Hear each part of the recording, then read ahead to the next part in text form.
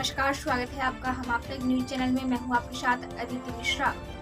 आज आपके लिए लेकर आई हूं 10 मिनट में देश और दुनिया की 25 बड़ी ताजा खबरें, जिस पर बनी रहेगी आप सबकी नजरें। ओडिशा में हुए ट्रेन हादसे के 3 दिन बीत चुके हैं। इस हादसे में 200 से अधिक लोगों ने अपनी जान गंवाई है। इस हादसे पर बालासोर के कलेक्टर ने कहा कि 2 जून को मैं हादसे वाली जगह पर 45 मिनट में पहुंचा। राहत बचाव टीम आधे घंटे में घटनास्थल पर पहुंची। वहीं डायल 100 एम्बुलेंस की टीम 1 घंटे में मोबिलाइज की गई। बिहार में आपराधिक घटनाएं बढ़ती जा रही है। वहीं पुलिस भी इन घटनाओं पर रोक लगाने के लिए लगातार प्रयासरत है। बिहार पुलिस अवैध कारोबारियों पर शिकंजा कसने के लिए कड़ी कार्रवाई कर रही है। पुलिस के इन कार्रवाइयों से अवैध कारोबारियों में खलबली मच गई है। इसी क्रम में पुलिस ने 8 जिलों में बड़ी कार्रवाई की है। बिहार पुलिस मुख्यालय के एडीजी जितेंद्र सिंह गंगवार ने बताया कि 25 अप्रैल से बिहार के 6 जिलों में पटना, भी जयपुर, रोहतास, सारण, वैशाली और कैमूर में बिहार पुलिस द्वारा एक विशेष पुलिस बल दिया गया, जो अवैध बालू खनन, भंडारण और तस्करी में शामिल अपराध कर्मियों के खिलाफ कार्रवाई कर। पूर्व मंत्री ने बताया कि जिस पुल के डिजाइन को लेकर बिहार के डिप्टी सीएम सवाल उठा रहे हैं, सच्चाई यह है कि जब वह पथ निर्माण मंत्री थे उसी समय इसको अप्रूव किया गया था। ऐसे में उस समय उन्होंने डिजाइन पर कोई सवाल नहीं उठाया था। आज पुल की डिजाइन पर सवाल उठा रहे हैं। नितिन नवीन ने पिछले साल 30 अप्रैल को पुल के एक हिस्से गिरने की घटना को लेकर बताया कि उस हादसे के बाद हम लोग ITI रूडरी और पटना IIT की पुल की जांच करवाई थी, जिसकी रिपोर्ट आने के बाद फैसला डिपार्टमेंट को करना था।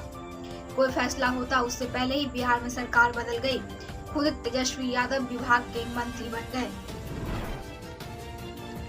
बिहार में बम्पर बहाली, इस विभाग में जारी हजारों नियुक्तियां, तेजस्वी यादव का बड़ा ऐलान। बिहार में जल्द ही बम्पर बहाली होने वाली है। डिप्टी सीएम तेजस्वी यादव ने ग्रामीण पथ विकास अभिकरण की 22वीं आम सभा और विभागीय समीक्षा बैठक में इसकी घोषणा की है। ग्रामीण इलाकों में बनाई जा रही सड़कों की समीक्षा के दौरान तेजस्वी ने कहा कि जल्द ही ग्रामीण कार्य विभाग में 16,000 नियुक्तियां होगी। दरअसल विधानसभा चुनाव के दौरान तेजस्वी यादव ने कहा था कि अगर बिहार में उनकी सरकार बनती है तो पहली कैबिनेट की बैठक में 10 लाख लोगों को सरकारी नौकरी दी जाएगी। बिहार में महागठबंधन की सरकार सत्ता में आई तो बीजेपी ने तेजस्वी को उनके वादे की याद दिलाई। बीजेपी के नेता तेजस्वी के इस दावे को खोखले बता रहे हैं। हालांकि सरकार थोड़ा थोड़ा करके विभिन्न विभागों में नियुक्तियां निकाल रही है, लेकिन जिस अनुपात में बहालियां होनी चाहिए थी उस अनुपात में नहीं हो पा रही है। औरंगाबाद में ग्रामीणों में शराब सेवन के खिलाफ निकाला मोर्चा। 11 सदस्यीय टीम की गठित कर लिया यह शपथ।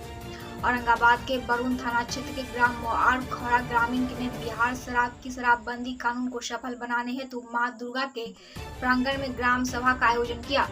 इस कार्यक्रम की अध्यक्षता नव निर्वाचित सरपंच पतिराम रवेश पासवान ने किया।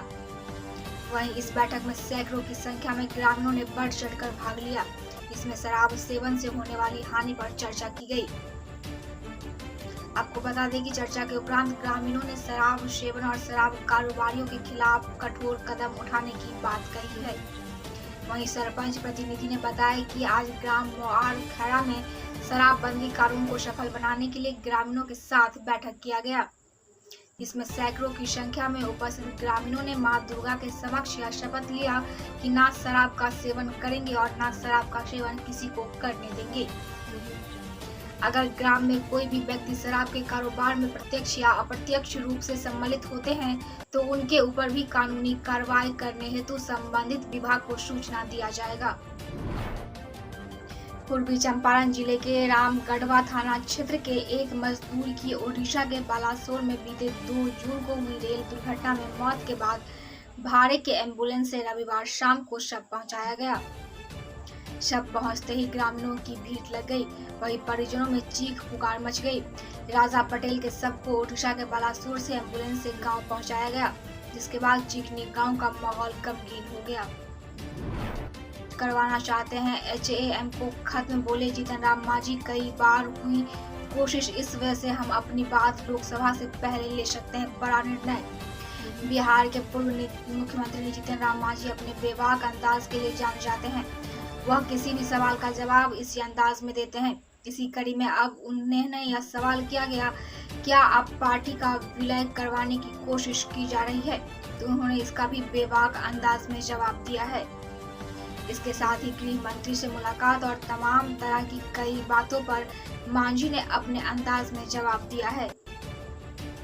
दरअसल जीतन राम मांझी ने जब एक दैनिक अखबार के इंटरव्यू में सवाल किया गया कि क्या नीतीश कुमार चाहते हैं कि आपके पार्टी का विलय जेडीयू में हो जाए, तो इसके जवाब में मांझी ने कहा कि बिल्कुल यह बात सही है कि वह चाहते हैं कि मेरी पार्टी का विलय हो जाए, लेकिन मैंने स्पष्ट रूप से कह दिया है कि मैं अपनी पार्टी का किसी भी ग्रुप में मिलने नहीं होने दूंगा। हम डिपार्टमेंट पार्टी के रूप में पहचान रखते हैं, जैसे बसपा और लोजपा है। हमारी पार्टी का सिंबल महादलित और गरीबों की पार्टी है। सुल्तानगंज पुल गिरने पर आज सीएम नीतीश कुमार की पहली प्रतिक्रिया, जाने कार्रवाई पर क्या बोले सीएम नीतीश कुमार। भागलपुर में अगुवानी सुल्तानगंज पुल गिरने के बाद बिहार की राजनीति गर्म हो गई है। इस मामले को लेकर बीजेपी नीतीश सरकार के काम पर सवाल उठा रही है। वहीं सोमवार को इस मामले को लेकर सीएम नीतीश कुमार ने कहा कि भागलपुर में पहले भी ऐसा हुआ था, तब भी हमने पूछा था कि ऐसा क्यों हुआ। 2014 से इस पर काम शुरू हुआ था। कल पुल गिरने की घटना के बाद हमने विभाग के लोगों को एक्शन लेने के लिए कहा है। देर हुई तो क्यों हो रही है? कल सूचना मिलने के बाद ही अधिकारियों को कहा जांच कर देखिए और एक्शन लीजिए। यह कोई तरीका नहीं है, दोबारा गिरा है इसका मतलब है कि ठीक से नहीं बन रहा है। अब तक तैयार हो जाना चाहिए था, जो नहीं हुआ। हमको बड़ी तकलीफ है, दोषियों पर बिल्कुल कार्रवाई होगी। साल 2024 के लोकसभा चुनाव से पहले लालू प्रसाद यादव की राष्ट्रीय जनता दल भी चुनावी राजनीति में अपने पकड़ वाले क्षेत्र और फैलाव करने के प्रयास करते दिख रही है। ऐसा इसलिए क्योंकि बिहार के उप मुख्यमंत्री आरजेडी नेता और लालू के छोटे बेटे तेजस्वी यादव और पार्टी के सांसद मनोज झा बीते महीने दक्षिण भारतीय सूबे केरल में दिवंगत सांसद और लोकतांत्रिक जनता दल के पूर्व प्रदेश अध्यक्ष वीरेंद्र कुमार की याद में एक कार्यक्रम में शरीक हुए थे।